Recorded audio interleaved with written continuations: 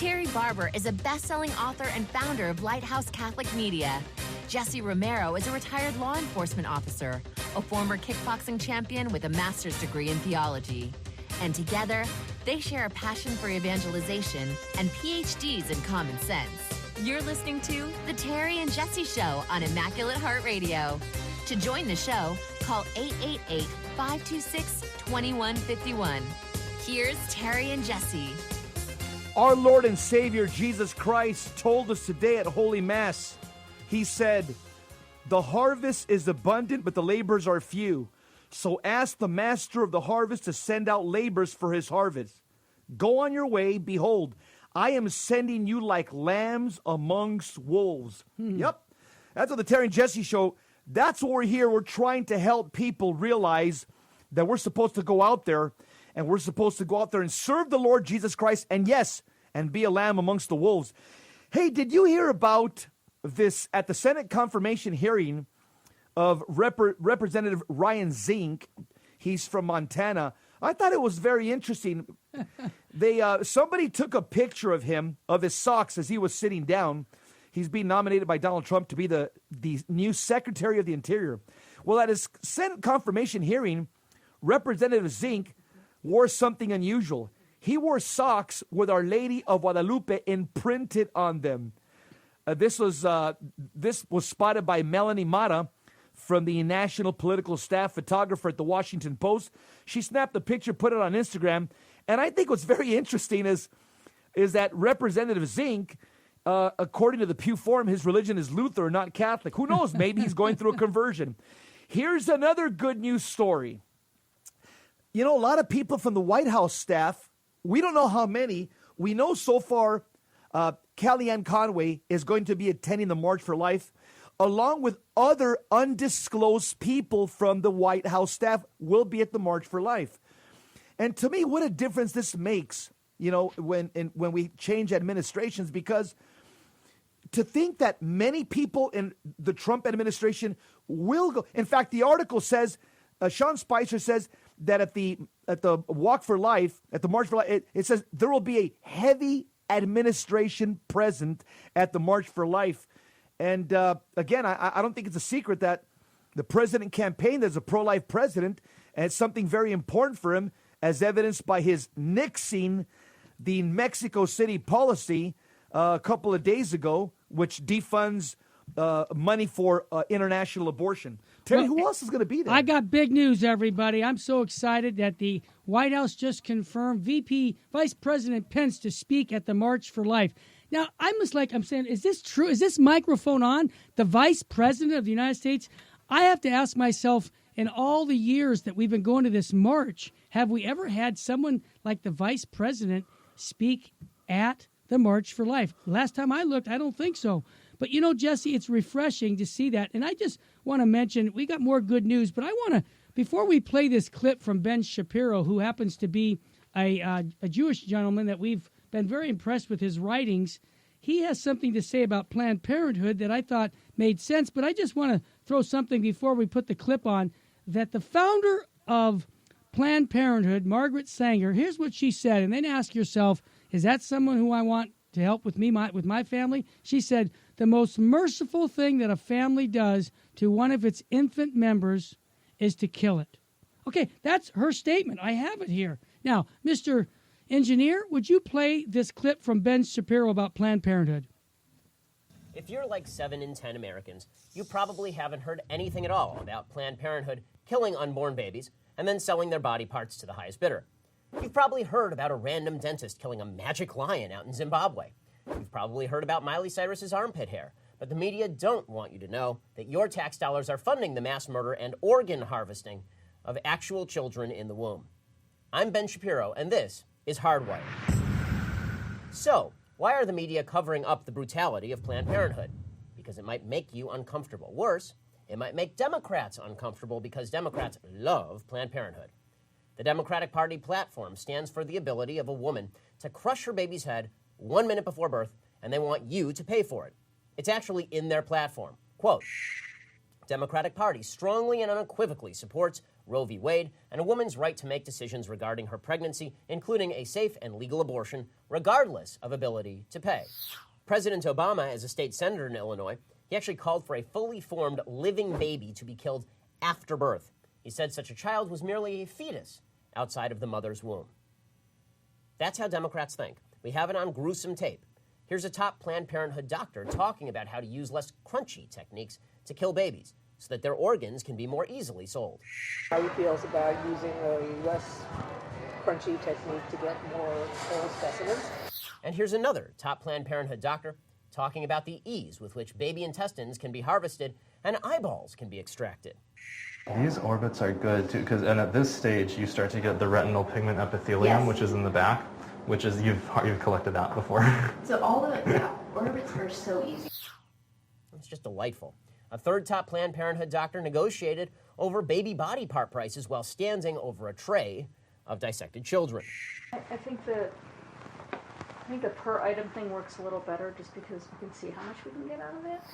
Now, naturally, Hillary Clinton thinks the people who do this are just wonderful.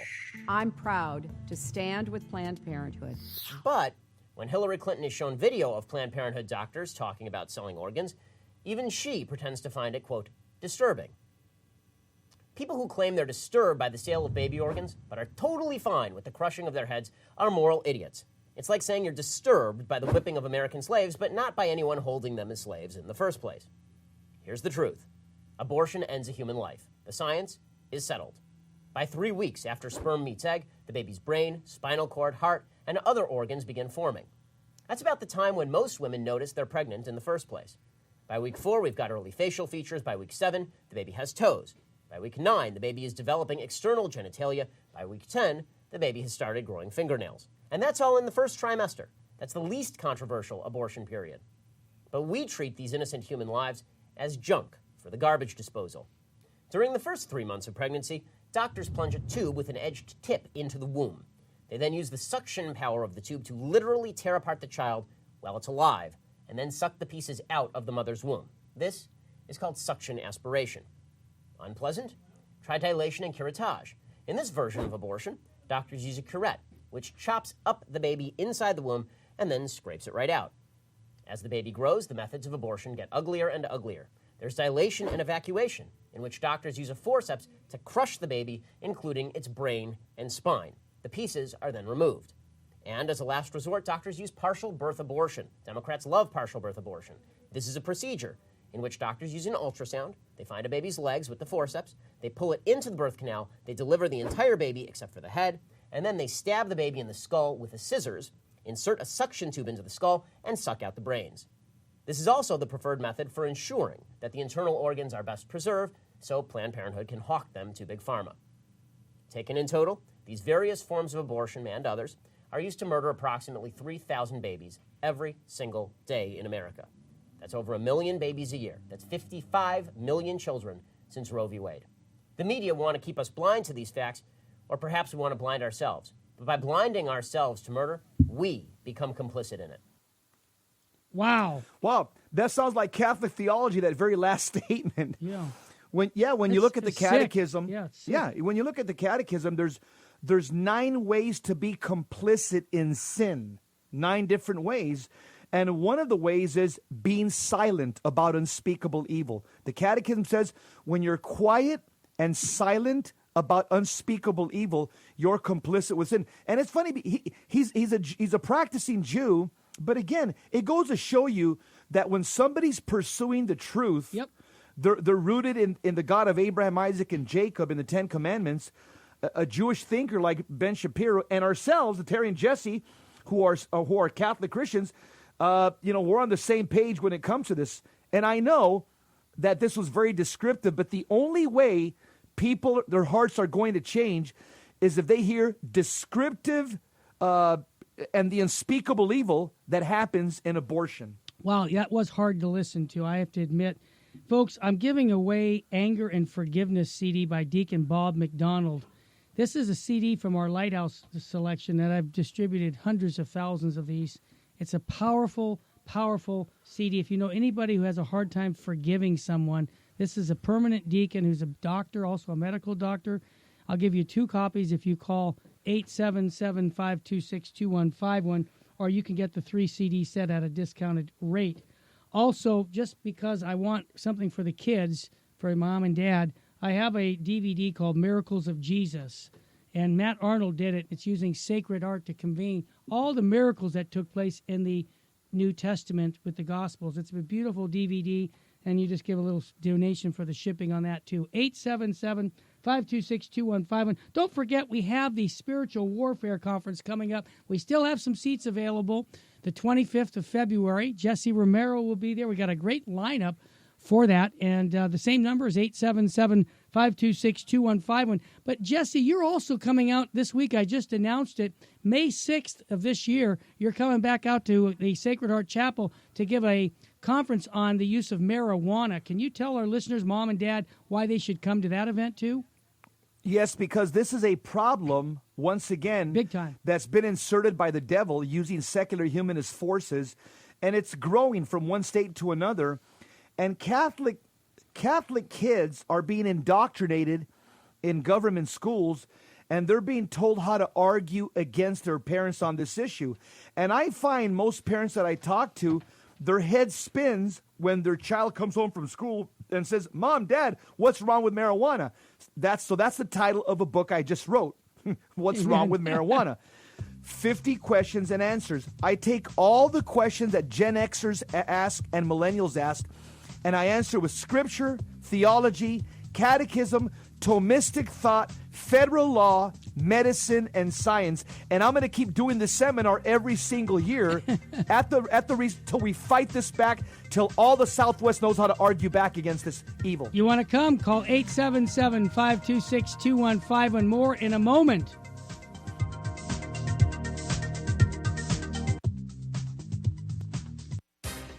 Back to the Terry and Jesse Show on Immaculate Heart Radio. Want to join the conversation? Call 888-526-2151. Now here's Terry and Jesse.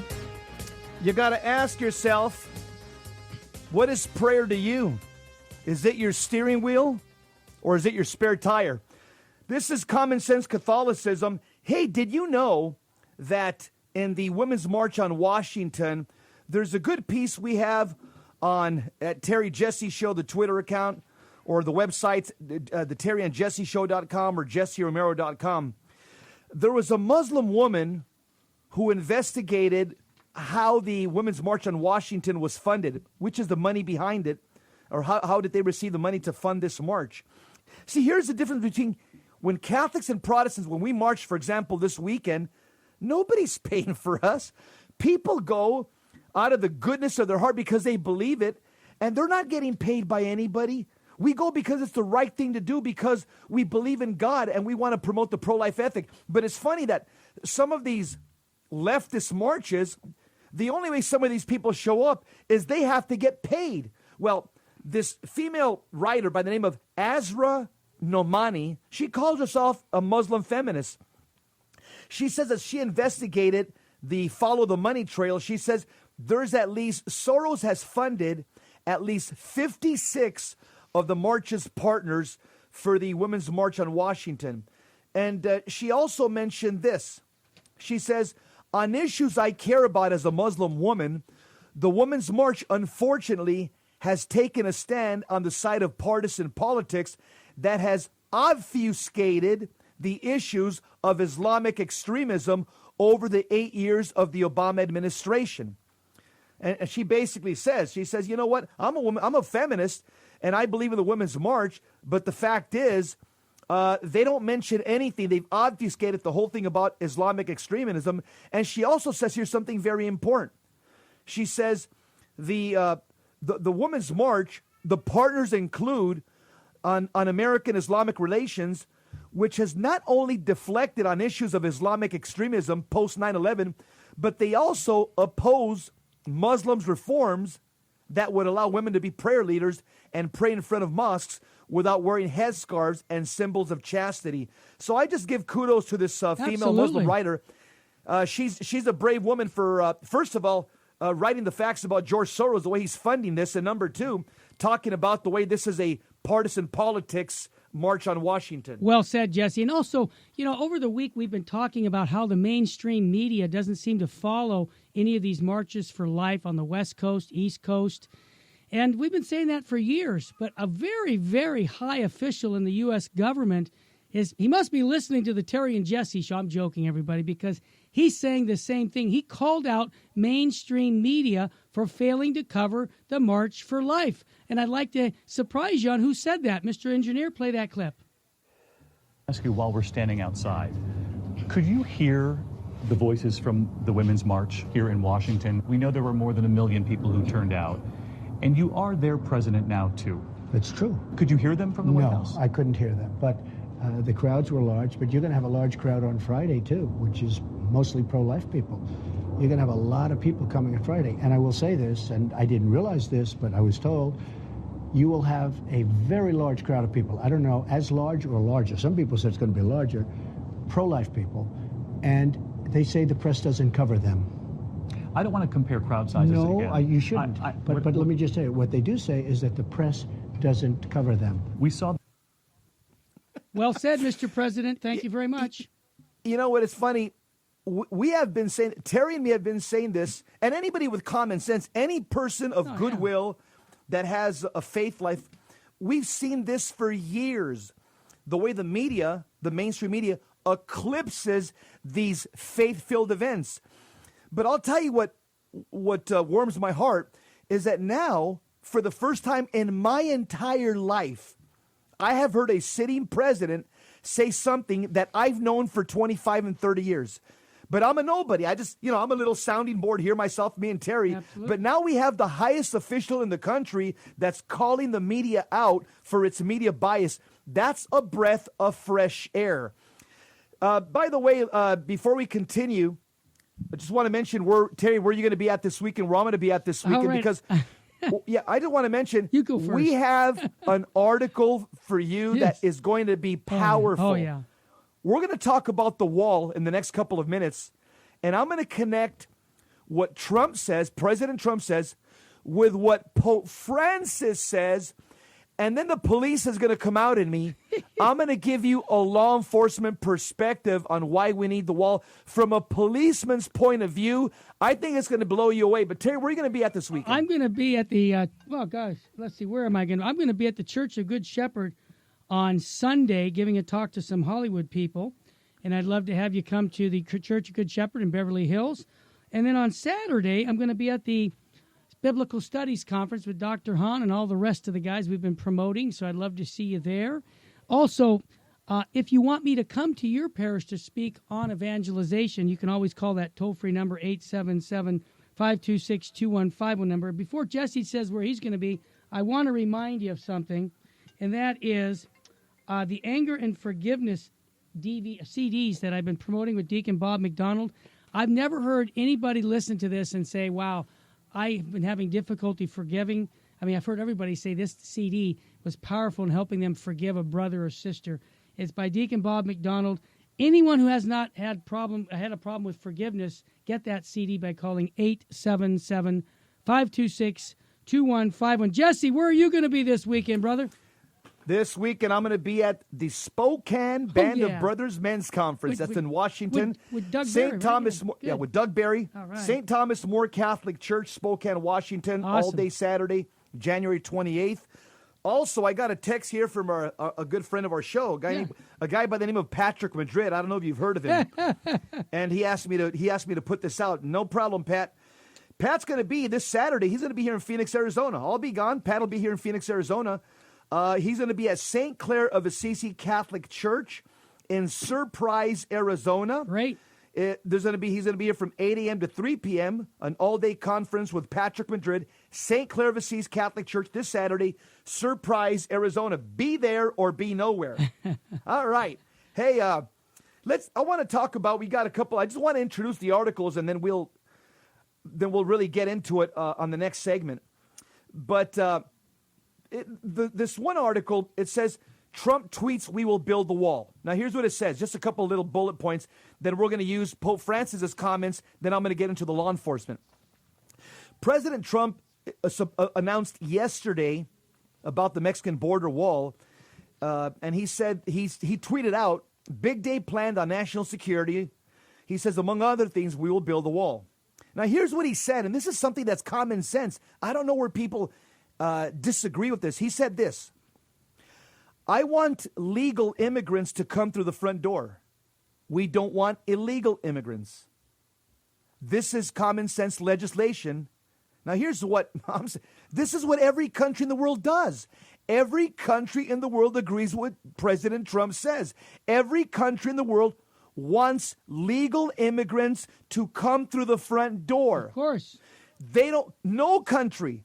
I mean, when people say stuff about, oh, Trump hates illegal, are you kidding me? Show me a country. Trump is doing something that every country supports. Nobody allows illegal immigrants in their country. Nobody. Everybody wants legal immigrants to come to the front door. And guess what else he said yesterday? I heard on the news. He said this. He says, we're not going to make new laws to enforce immigration. All we're going to do is enforce the laws that we have. Did you hear that? Did you hear what he just said? We're not making new laws. We're just going to enforce the laws that we have. Guess what? That haven't been enforced. Exactly. You know, Sean Spicer, who's the press secretary, he's made it clear that there's been no change in Trump's position on the border wall, and he's getting right to work on it. And unlike some of the other first week actions, like, you know, pushing pipeline projects and reinstating the Mexico City policy on global funding of abortion groups, Trump is going to need congressional support to authorize a border wall. And Sean Spicer, the White House press secretary, said on Monday, he's already started to work with Congress on the appropriations avenue of that. And so he's going to do everything he can to direct agencies and Congress to commence with that work as soon as possible. He's also going to beef up Border Patrol, I think by 5,000 more agents. Right, 5,000. Mm-hmm. They've been screaming for help. They're being overrun. He's going to give them the help they need. And by the way, the wall is just one component of the Trump administration policy that also includes, again, you know, beefing up the Border Patrol by 5,000 additional men, and also executive orders and what he calls extreme vetting of immigrants from Muslim countries. On the next segment, we're going to share with you what Pope Francis says about immigration, and you're going to be very surprised. Well, he just quotes from the Catechism and from Vatican II, and you're going to see, wow, well, this is basically what the Trump administration is trying to promote. And then also in the next segment, I'm going to be talking to you about how dangerous the Mexican cartels are here in the United States of America. Well said. Before we go to a break, I want to let Elias know he's been on hold. He's going to give us his take on the administration and give us whether he likes it or dislikes it. And don't forget, Elias, we'll get you on after the break. Folks, you're listening to the Terry and Jesse Show. What we've just presented to you, if you want to hear it again, you can go to our website, catholicrc.org. You can also get the articles that we're talking about. Also, just to let you know, on our website, we just lowered all of our download CDs. A lot of times I don't have to ship them to you. If you just go online to catholicrc.org, you can download a lot of this material, and it's cheaper. It's cheaper for us to have to not spend the money to mail it to you. Call 877-526-2151 if you want to get that Anger and Forgiveness CD set, or go online to catholicrc.org and download it.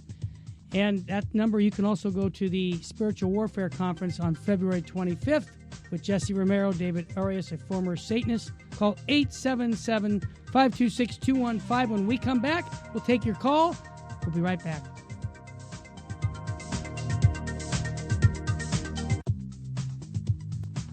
This is Bishop David O'Connell, and you're listening to the Terry and Jesse Show on Immaculate Heart Radio. Back to the Terry and Jesse Show on Immaculate Heart Radio. Want to join the conversation? Call 888-526-2151. Now here's Terry and Jesse. This is Full Contact Catholicism. And again, we're not right versus left, we're right versus wrong. Hey, let's go to the phone lines. We got Elias calling from Monrovia, California. Elias, did you like the way I pronounced your name correctly? Yeah, no, that's fine. Thank you very much. I was going to say it different. Go ahead, brother. We're all ears. I just wanted to say that if that's the case, that that clip that you played of Trump. I don't know how he's going to do next week or the rest of his presidency, but so far I'm pushing 50 years old. If that clip is true, that's really him saying that. It is. So far, the best president in my lifetime. Wow. That's all I want to say. He had the guts to say the truth about the pro-life. Yeah, that's what it takes. That's amazing. Yep. I agree with you, brother. Thank that's all you. I wanted to That's it. God love you. Thanks for your call. Jess, let's get into it. Yeah, let's get into it on the topics regarding. Okay, you just read what Donald Trump said about the wall. President, I gotta quit forgetting he's no longer just a businessman and an actor or a part of this series of television. He's a president. We got to call him President Trump. Okay, I'm going to keep retraining myself. All right, here's what the Holy Father said, Pope Francis. The article's called Pope Francis Says Every Country Has the Right to Control Its Borders. Okay? Yep. Now, the article basically says, despite his dislike of walls, Pope Francis declared Friday that, quote, every country has the right to control its borders, especially where the risk of terrorism exists. Now, this interview was done on a Spanish newspaper, and Pope Francis reaffirmed two basic things that come from Vatican II and come from the Catechism. Yep. The Pope reaffirmed basic Catholic doctrine regarding immigration, namely, number one, sovereign nations have the fundamental right to maintain secure borders. Number two, the Pope said, nations have the right to receive immigrants, here it is, in an orderly and controlled fashion. Is this microphone on? A nation has the right to receive immigrants, here it is, drum roll, in an orderly and controlled fashion. Okay? The Pope said, yes, every country has the right to control its borders, who comes and who goes. And those countries at risk from terrorism or such things have even more of a right to control them more. And the article basically says the Pope once more underscored. This is very good. This is very humble of the Pope, okay? At the end of the article, here's what the Pope said, okay? The Pope once more underscored the right of Catholics and others to contradict him. The Pope said they have the right to disagree. They have the right to think that the path is dangerous, that the outcome may be bad. They have that right. Stop right there. So what's the Pope saying that we can disagree with him? Here's what he's saying. He's saying when it comes to issues that are prudential judgments, that was the like the wars, like the death penalty, like immigration, the Pope said, he said the same thing that Pope Benedict XVI said. You can disagree with the Pope on prudential judgment issues. On global warming, we could disagree with him. But when it comes to issues that are non-negotiable, that are intrinsically evil, we must toe the line with the Holy Father and with the Magisterium. That's what he said. Absolutely. And, you know, I love consistency as a Catholic, that this has been taught from day one. Benedict XVI, I remember in April of 2008 when he was here, he said the same thing in Washington, D.C. So it's just, it's refreshing to have that. And I just want to remind you, if you agree or disagree, I got to get somebody to disagree with us. I'm tired of having someone call and say, Terry, Jesse, you guys are the greatest. No, if you disagree, especially, I love it when people write me an email and say, hey, Terry, I disagree, you're crazy. I even offer to go meet with them. But you know what? Most of the time, those people never let me go over to meet them. They don't and want a dialogue. But I would love the dialogue. So my heart is out to all the people who disagree in any of this. Call us at 888-526-2151. I want to mention something that in the book of Hebrew, today's reading said, we must consider how, listen to this, this is Hebrews 10, so you know verse 19. We must consider how to rouse one another to love and good works. That just jumped out at me today. Love and good works. That's what we're here in the Lord's gym. And some people might think that, hey, Terry, Jesse, what are you saying, man? You know what is so beautiful about everything we've said? It lines up exactly with Holy Mother of the Church, because I'm not interested in Jesse's personal opinion. Means nothing to me. Terry Barber's opinion means nothing. I want to know what God teaches on a topic so that I can embrace it. Like what we just did on the abortion issue, I know it was hard to listen to, but you know how many people heard that for the first time and said, I got to jump into this battle. I got to defend life. I hope more and more people are going to do that with all the good things that are going on. And that's why if you've got issues on anger and forgiveness, everybody does, I have to say. I've got a CD I'm going to give away by Deacon Bob McDonald called Anger and Forgiveness. It's from a set called 877-526-2151. I think I've got my friend in San Francisco. Daniel, you've got an opinion, and I'd love to hear what you have to say. Daniel, welcome to the show, brother. Hi, Terry. You were looking for someone who wanted to say, Terry, you're crazy. Yes. I agree with you. Yes, please. There That's we why I go. say you're my brother. I saw that. What's going on? What don't you agree? And I'm all ears. I've got 2 ears and 1 mouth. Well, sure. Okay, we'll get to it. So most things, but what's interesting to me about the immigration is this. Yes. It's so easy to say that absolutely we have a right to sovereign borders. Mm-hmm. I appreciate that. We have a custom, but we also have so much self-interest there. Mm-hmm. I'm curious of this. Yes. Imagine if there was a bigger world where the Earth was one of many planets that were occupied. No longer would we consider ourselves Americans, Guatemalans, etc. We'd say to ourselves, we're Earthlings. This concept of borders would be silly to us. We'd have a bringing together of the people. Now, I know that world doesn't exist, but I say that just to remind us that we do have so much more in common than we are different. And I think that if Jesus were here now, Jesus would remind us of our commonalities, our desire to make a better life for our children, Sure. our need for, our need for shelter, our need for warmth, our need for love, and all of those override this man-made concept of borders, which are ever changing. And you had talked about how the last 2 popes have been consistent, and Yes. you said from day one. Yes. Well, day one for the church is more than 2,000 years ago, and in those 2,000 years, those borders have come and gone hundreds and hundreds of times. So I'm more interested in man looking out for man I got you, than Daniel. I am in man saying you need a passport. Hey, Daniel, can I just ask you a quick question? When you made an imaginary scenario that's not in reality, but let's say, I'm going to give you a grounds for it. Let's say that we had this big universe and all the land. Would you have a backyard with a fence, or do you think everybody's yards would just connect and nobody would have privacy? I'm just asking.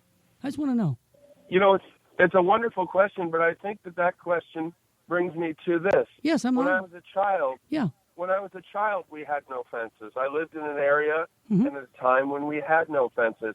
I moved to the big city where we were told to be scared of our neighbors and put up a fence. Okay. I have a feeling that if we were told that our neighbors worked for us, not against us, that we were part of something, not antithesis to one another, that we would knock down those fences, literally and metaphorically. Great answer. I just wish original sin wasn't alive and well, because with original sin, it sure seems that that would be a utopia. But I want to let Jesse answer. Daniel, Well, I'm glad you...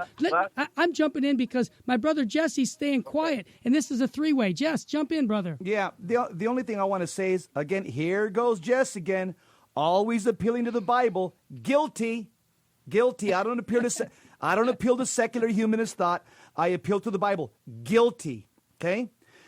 According to the Bible, when the Jews were captive in Babylon, and they were basically rescued by a Persian king, Cyrus of Persia, and the Jews were allowed to go back to their homeland, we see in Nehemiah chapter 6, verse 15, that God actually told the Jews to build a wall around Jerusalem. Okay, so God has no problem with walls, because God told the Jews, when you go back to Jerusalem, your homeland, after years and decades of captivity under the Babylonians, build a wall.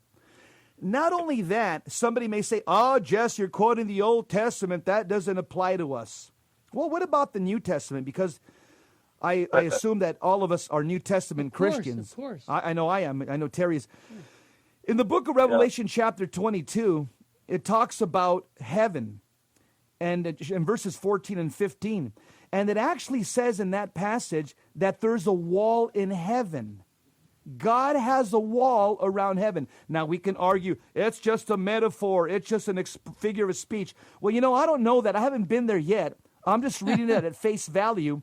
In Revelation 22, verses 14 and 15, it says that the New Jerusalem has a wall around the city, and it says, Jesse, what?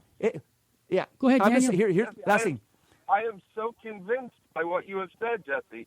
You have absolutely convinced me. If God wants to come and show us where the borders are and where the walls are, I absolutely trust him or her to do that. I hear but you. in the meantime, I do not trust any fallible man born of original sin to tell me where the wall should be and where it shouldn't be, especially when he probably has an economic interest. Thank you very much. Daniel, you're a good man, and thank you for sharing. I'm sorry you hung up on us. I was so glad to chat with you, and you took me up on it, and we had a nice chat. I hope you continue to call in and chat with us in the future. Before we go to Claire, we've got to take a break. Boy, that was fun. I enjoyed that, Daniel. Yes? Let me just mention something. Sure. God doesn't get in all the details of life. In other words, I think that was kind of an unfair statement Of course. at the end. Well, God doesn't tell us where the borders are at. Of course. You got an God allows man to govern their own affairs. You have to use common sense. Absolutely. And as Romans 13 says, God allows governments to make these legislative decisions for themselves. God doesn't get into the details of human minutia. We'll be right back.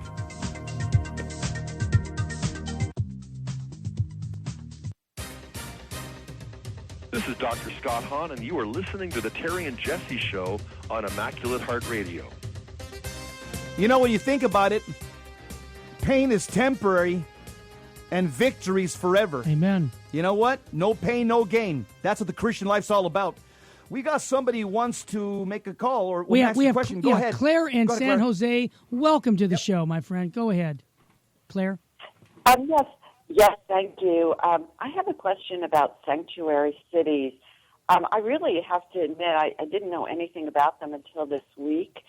And I've been reading about them, and it's really disturbing, like the beautiful young lady who was killed in San Francisco by someone that the federal government wanted to deport, but San Francisco refused to hand him over.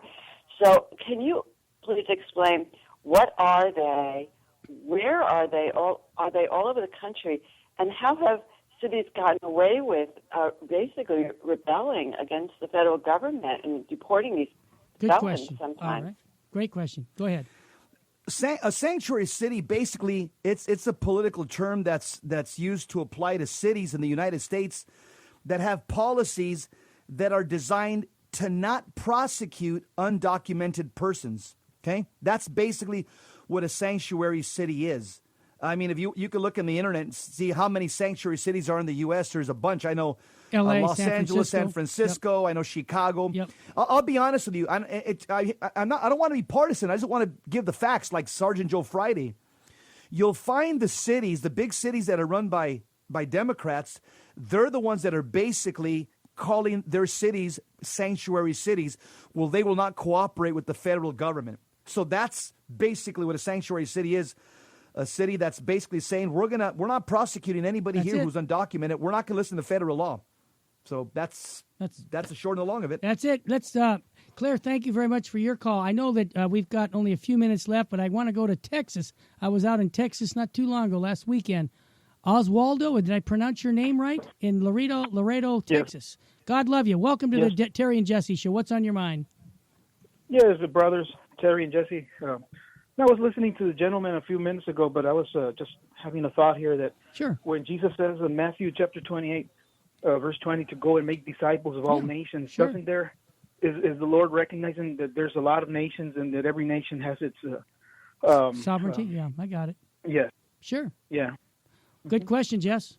Yeah, I think That makes sense. your interpretation of the Fair. Bible is right. Yeah. I mean, Jesus, in that statement, you're right. He's recognizing that there are nations, and obviously all those nations have been carved out either by war or through legislation. And Jesus Christ, obviously, in making that statement, recognizes that nations have the ability to carve themselves out and carve out their borders. Good point, Osvaldo. Common sense Catholicism once again. Yep. Thanks for your call, friend. Jesse, before we go back to what you're going to say, I just want to remind everybody, we try to educate you on these topics with Catholic mindsets. And today I'm giving away Anger and Forgiveness. It's a CD set, but I'm going to give 2 copies of this talk that's helped so many people learn how to forgive, because that's a critical thing as Christians. You're welcome to get 2 copies. You just pay the shipping by calling 877-526-2151. Jesse, let's continue with the police back. Go ahead. Here's another thing that most people don't think about in terms of the whole illegal immigration, border control issue. We're dealing with Mexican cartels right now that are much more dangerous to America than ISIS. Why? Because they're here. Most of ISIS is still over in the Middle East. The Mexican cartels are here. And guess what? According to a lot of people that have studied this in law enforcement, we know that both of them are brutal. Terrorists and the cartels are brutal. They're bloodthirsty. But many people would argue that the cartels are a greater security risk because they're already embedded inside the United States. And guess what? They're here illegally. Now, some people are saying, well, do you think the cartels and the terrorists are going to get together? That's highly unlikely. I'll tell you why. Okay? I'll tell you why. Because the terrorists, they quote the Quran and they worship Allah. And this is not going to sit very well with the cartels. The cartels, I mean, this is a foreign book and a foreign deity to them. The cartels worship Satan. And so it's highly unlikely that both of them are ever going to, become allies. Now, but both of them use identical tactics, okay? They do public beheadings. They practice slavery. They practice prostitution and kidnapping. They deploy child soldiers. And so both of them also come from very downtrodden countries, which makes it very easy for them to recruit people. And now, here's where the cartels and ISIS are basically different. The cartels are more secular, okay? ISIS appeals to the Quran. The cartels are more secular. They're even more capitalistic in nature. Yep. So, yeah, I mean, it's about a lot of money for them. Yep. And we know that at least 2 of the major cartels, Los Caballeros and La Familia Michoacana, these 2 cartels, they openly practice Satanism. And they also, guess what? They also practice cannibalism. Oh, sick. Is this microphone on? That's sick. Okay. So these 2 Mexican cartels they're openly religious cults that worship the devil, practice cannibalism. They also have shrines and idols to the devil, and they also pass out pamphlets preaching about their death-obsessed ideology to the masses. Who do they worship? They worship a skeleton figure called La Santa Muerte, or the death of or the death saint. And they also have, the Mexican cartels, they also have assassins, okay? All the major cartels, they also have assassins, or we used to call them hitmen. And what do they do before they go commit an assassin? They get blessed by La Santa Muerte, by the skeleton figure that's the devil. Before they do their abductions, their raids, before they do their assassinations, before they do their kidnappings, they go and worship this death saint, which is Satan himself. And I'll tell you, people that have studied the cartels and ISIS, they actually say that the cartels are more violent, and there's more violence in Mexico proper as a result of the cartels than there is in Iraq and Syria. And here's the last thing that I'll mention, is that these organizations, the cartels, they're ruthless, cold-blooded murderers, and guess what? They're all over the Southwest, and they're here illegally. President Trump has said, he's modified his position. He said, the people that have absolutely must go forthwith now are people that are illegal immigrants that have a criminal record. Guess what? Last study that I read, there's about 3 million of them. Many of them are part of the cartel or are sympathetic to the cartel or are gang members that look up to the cartel and want to be part of the cartel one day. 3 million of them are all over the Southwest. And guess what? I think it's common sense legislation. They're worse than terrorists, that we get rid of them immediately, and then we look at a pathway to citizenship for the people that have no record, have been here illegally, have never committed a crime, no parking ticket, no nothing, and they want to become American citizens. There should be a pathway to citizenship. Obviously, as Archbishop Gomez says, they should be punished. Archbishop Gomez said October 4th, 2008. He said, quote, "The fact is that millions of immigrants are here in blatant violation of U.S. law." He says, we have to make sure that our laws are fair and understandable. At the same time, Archbishop Gomez says, we have to insist that our laws be respected and enforced. Those who violate our laws have to be punished. Wow. Before we go to Elma, I want to give you some good news. This is from California for Life News. The Sacramento abortion business, many of these abortion clinics are losing money right now. And with the U.S. House of Representatives passing a bill permanently banning federal tax funding, more abortion clinics are going to close. There's 110 Planned Parenthood locations just in California. So that's good news. Once the money dries up, they're not going to be able to, do that. So that's good news. We only have a couple minutes. Alma in Phoenix, Arizona. Welcome to the Terry and Jesse Show. God love you. Hi, Terry. Hi, Jesse. Alma. I love you guys. We love you, too. God bless you. I've been listening to you guys forever. God love you. I don't know if you guys could put, well, I think you guys did. Sure. I think you guys just did, but I kind of missed it. What about the illegal immigrants that are here, that are working, that are actually providing for the country, right, and are doing everything right, and all we want is just to be here, right, and, right, a path to citizenship. Another. It was Jesse. He was quoting. He was talking about the Bible. I just kind of remembering when Joseph and Mary, when Mary was going to give birth, they also immigrated for security, and that's the reason why. Well, I'm a daughter of immigrants. Good. That's the reason why we immigrated over here too, and good for you. We So is have Jesse. nothing but good things to give to this country. Yeah. And we're just praying for a good outcome. Amen. Elma, there's going to be a good outcome. We want good people like you here and your parents. And though, maybe your parents or other people that came here breaking the law, the fact is, this is what's called vetting. And that's what President Trump wants to do. He wants to make sure that your parents are not connected with the cartels, that they're not smuggling drugs, that they're not here breaking the law. Yeah. Because we want good people here like your parents. Amen. And trust me, with Paul Ryan and the Republican majority in Congress, there will be a pathway to citizenship for good people like your parents. Trust me. And trust in the Lord most of all. Yeah, Elma, thank you. We got the music. We got to run. Thank you for taking my call. Yeah, you bet. Call anytime, Elma.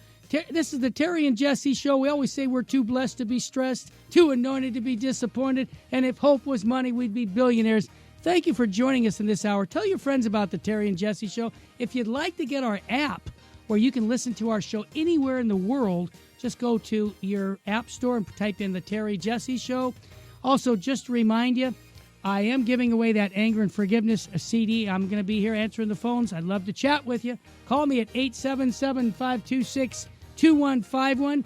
Also, don't forget, Jess Romero's going to be at the men's conference up in Spokane, Washington, and I'll be at the Biblical Studies Conference in San Diego and Good Shepherd Parish this Sunday in Beverly Hills. May God richly bless you and your family.